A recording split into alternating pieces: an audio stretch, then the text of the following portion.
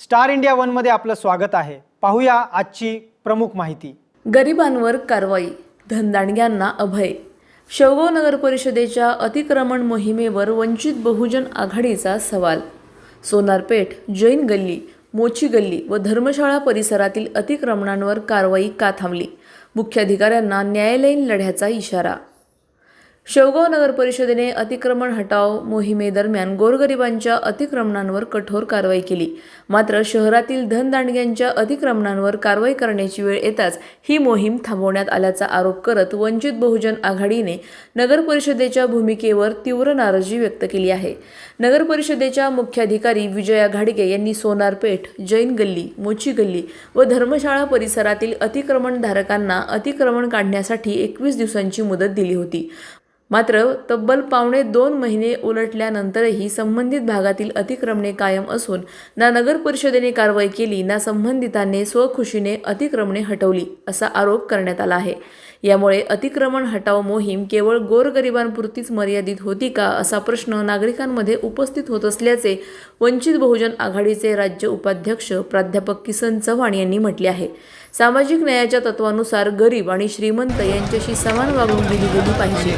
मात्र नगर परिषदेची भूमिका संशयास्पद वाटत असून सोनारपेठ, मोची गल्ली, जैन गल्ली व धर्मशाळा परिसरातील अतिक्रमणांवर कारवाई का थांबली याचे स्पष्टीकरण प्रशासनाने द्यावे अशी मागणी त्यांनी केली। शहरात काही निवडून आलेल्या पदाधिकाऱ्यांमार्फत मोठी डील झाल्याची चर्चा सुरू असल्याचाही दावा प्राध्यापक चव्हाण यांनी केला। या पार्श्वभूमीवर वंचित बहुजन आघाडीच्या वतीने मुख्याधिकाऱ्यांना निवेदन देण्यात आले। यावेळी प्राध्यापक किसन चव्हाण यांनी इशारा देताना सांगितले की शेवगाव शहरातील शेवटचे अतिक्रमण हटेपर्यंत आम्ही स्वस्थ बसणार नाही। अतिक्रमण हटाव मोहिमेवर आमचे लक्ष कायम आहे। जर धनदांडग्यांच्या अतिक्रमणांना प्रशासनाने पाठीशी घातले तर संबंधित अधिकाऱ्यांनाही न्यायालयात खेचण्यास आम्ही मागे पुढे पाहणार नाही। दरम्यान या आरोपांबाबत नगर परिषदेची अधिकृत भूमिका अद्याप समोर आलेली नाही। नगर परिषदेने एप्रिल आणि मे महिन्यामध्ये शेवगाव शहरामधील जी काही अतिक्रमणे आहेत ती अतिक्रमणे काढण्याची मोहीम सुरू केली। वास्तविक पाहता शेवगाव शहरातील माजी नगरसेवक एका ठराविक भागातलं अतिक्रमण काढण्याच्या अनुषंगाने उच्च न्यायालयाच्या औरंगाबाद खंडपीठामध्ये एक याचिका दाखल केली होती आणि त्या याचिकेला अनुसरून नगर परिषदेनं विशेष करून नगर परिषदेच्या ज्या काही मुख्याधिकारी आहेत घाडगे मॅडम त्यांनी आणि पदाधिकारी यांनी मिळून शेवगाव शहरातले ठराविक भागापुरतं जे अतिक्रमण काढायचं होतं ते न काढता त्याचा संदर्भ घेऊन शेवगाव शहरातली शासकीय जागेवरची अतिक्रमण त्यांनी जोरात काढली। एप्रिल आणि मे महिन्यामध्ये ही अतिक्रमण काढण्याची मोहीम चालू होती। नोटिसा दिल्या होत्या, 7 दिवसाची मुदत दिली होती।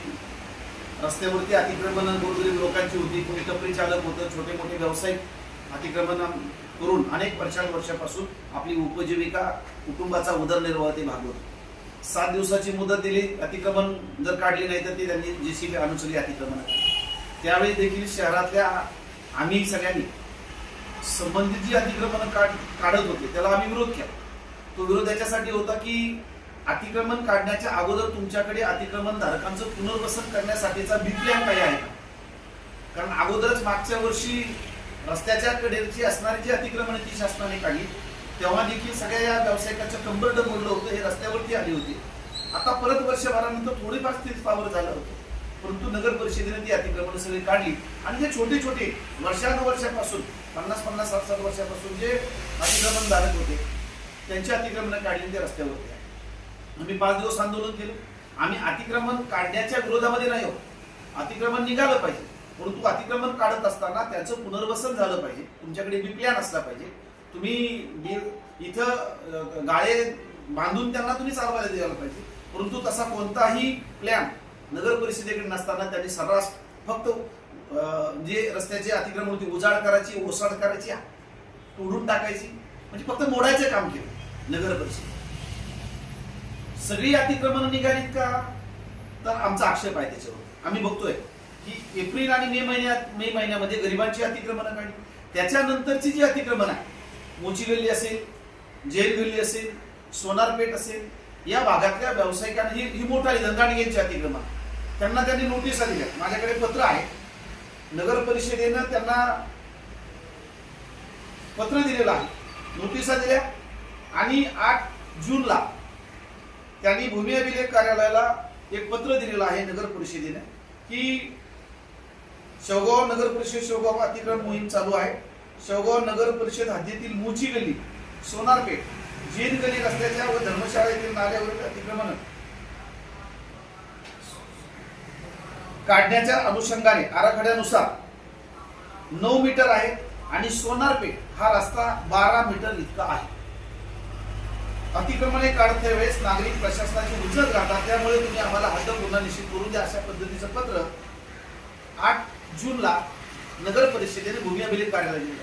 त्याला उत्तर म्हणून भूमी अभिलेख कार्यालयाने नगर परिषदेला पत्र दिलंय 2 दिवसानंतर 10 जूनला की आपण जी काय अद्ययावत प्रणाली सुरू झालेली आहे त्या वेबसाईटवरती जाऊन ऑनलाईन तुम्ही अर्ज करा, अशा पद्धतीचे पत्र भूमी अभिलेख कार्यालयाने 10 जूनला दिले.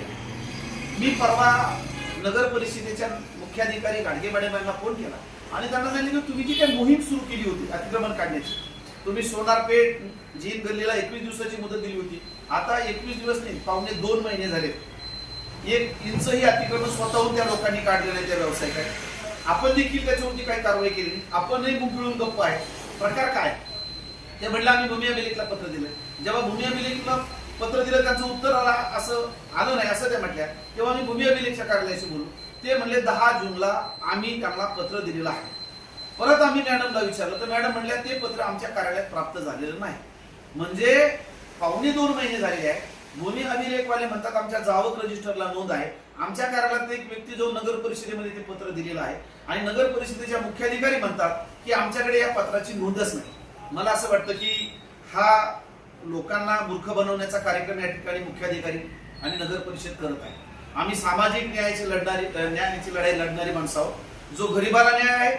आमच्या यूट्यूब चॅनलला नक्की सबस्क्राईब करा. पाहत रहा स्टार इंडिया. फेसबुक आणि इंस्टाग्राम स्टार इंडिया 1ला फॉलो करा. पाहिल्याबद्दल धन्यवाद.